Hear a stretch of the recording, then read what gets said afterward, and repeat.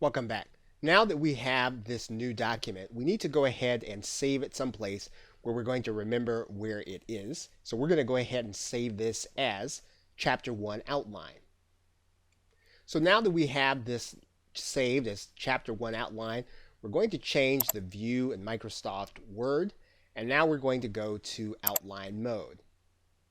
And what we basically want to see is we want to see each sentence or each potential slide onto or connected to one of the side dots here, and this is automatically happen once we change it to the outline view.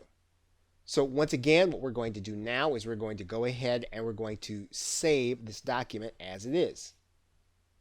And now that we've done that, we can go ahead and close our outline, and we can then open up Microsoft PowerPoint.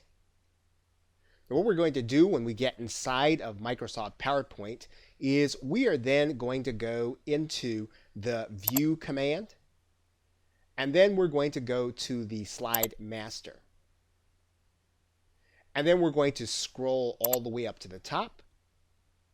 And when we get here, what we're going to do is we're going to pull this title slide all the way down to the middle.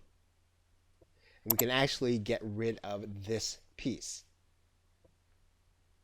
Once we've done that, then we are then going to go back to our View command, and then we're going to go to the normal view.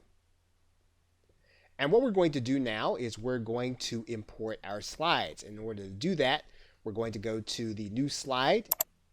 We're going to click the arrow, and then we're going to pick up slides from Outline.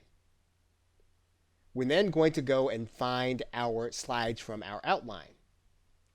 And we'll see that here, and we'll just click Insert.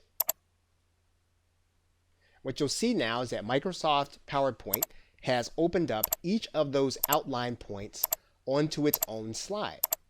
And so now we have our script ready in order to be narrated. Of course, what we'll want to do is we'll want to go ahead and add in our call to action here at the end.